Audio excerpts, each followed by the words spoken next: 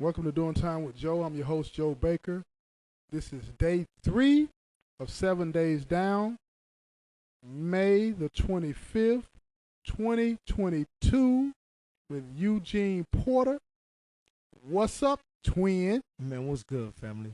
Man, I can't call it, man. I can't call it. How's your day been? Man, so far so good. Work again. Again. Always. Always. You know what I mean? But just blessed continually to see another day, man. Right. Health and Dig strength, that. man. Yeah, for sure. Dig, I want to jump right into something, Okay. man. You know, I've lived a life. Mm-hmm. When I say that, we're talking about game, right? So I see stuff, Right.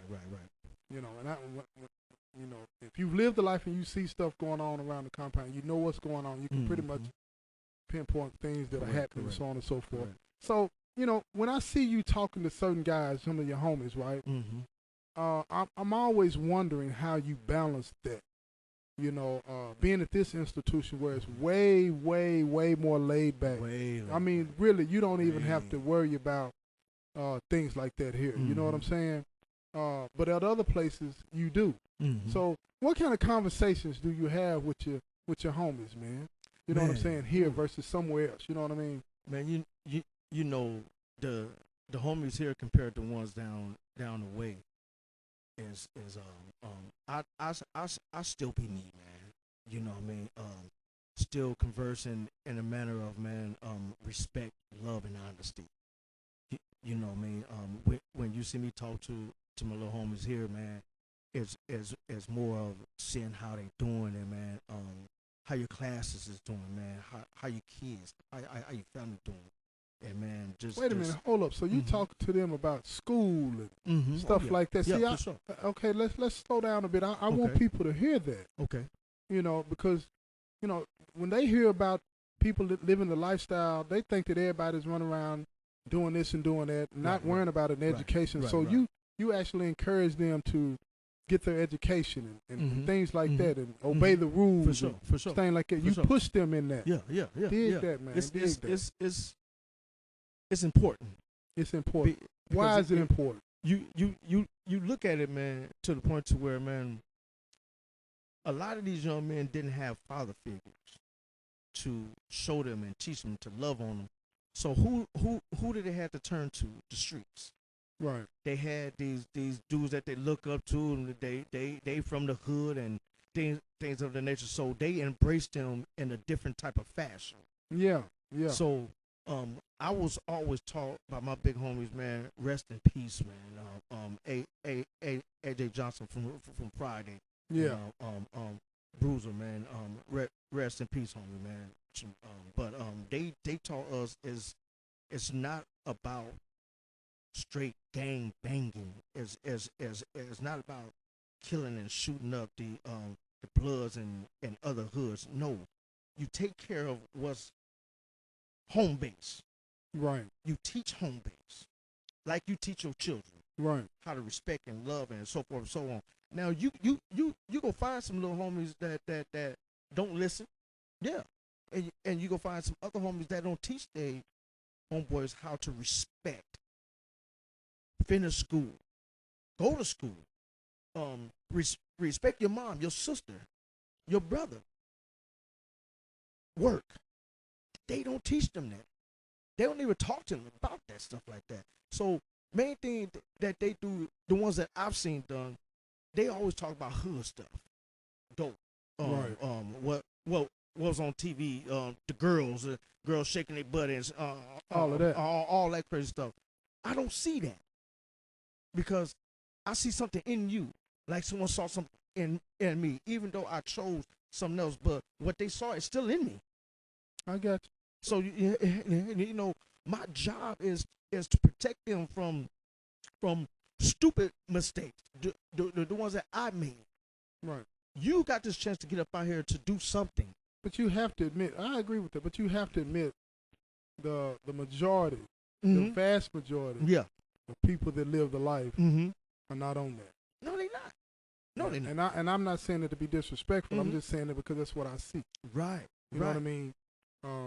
So why is it that the other big homies don't teach that or push that message? You know what I'm saying? See, what makes you different? Why do you push that message? I was taught. You were taught that by your parents. I was taught that by my parents. Okay. Off rip. Right. And the surroundings. Yeah. My surroundings. The big homies. My big homies. They taught that to you. They taught that to me. Yeah. So you teach me and my brother. So it's eligible that you pass it along. How can you be a big homie and you don't teach? Right. Not to kill and hate and disrespect and so on. Now they're going to be in jail for the rest of their lives, disrespecting their parents and their kids. How are they going to raise their own kids? Yeah. So were you teaching that before you got in trouble to the homies, or did you start teaching it after you got to prison and you got all of the time? Well, see, I was more of a protector around my brother. Then I didn't care. Right. I really didn't care. Right. It was always sheltering and protecting my twin brother, which he don't need it. Right. But just that right.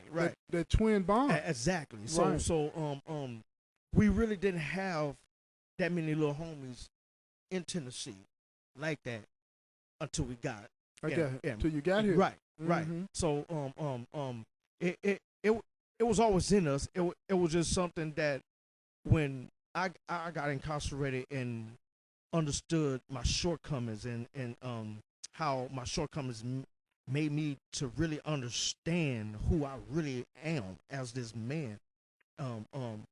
It allowed me to wisen up, to learn more, and to analyze my surroundings. And I'm like, wow, this is really what I signed up for? I'm seeing the other dudes, how they treat their little homies. I've seen dudes get put in the rack. The rack is if y'all don't know is something when someone has done something wrong. Yeah, then they'll be they'll call them in the room. They beat up on it. It's a chastisement thing. Oh yeah. I don't believe in that. Yeah. And but I've seen so many of those things happen on little bitty things. Somebody summer sausage or something minor. And they go in there and beat them up. I'm like, man, for real? This is how you treat your little homeboy?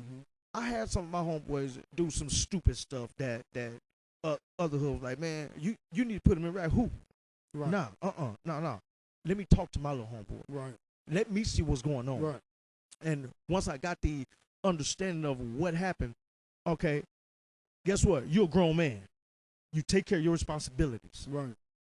That's what you do. Yeah. I'm not gonna touch on you. Right. For what? Because you're a man. Right. Now, if it's something that's detrimental to the hood, then it's something different. Right.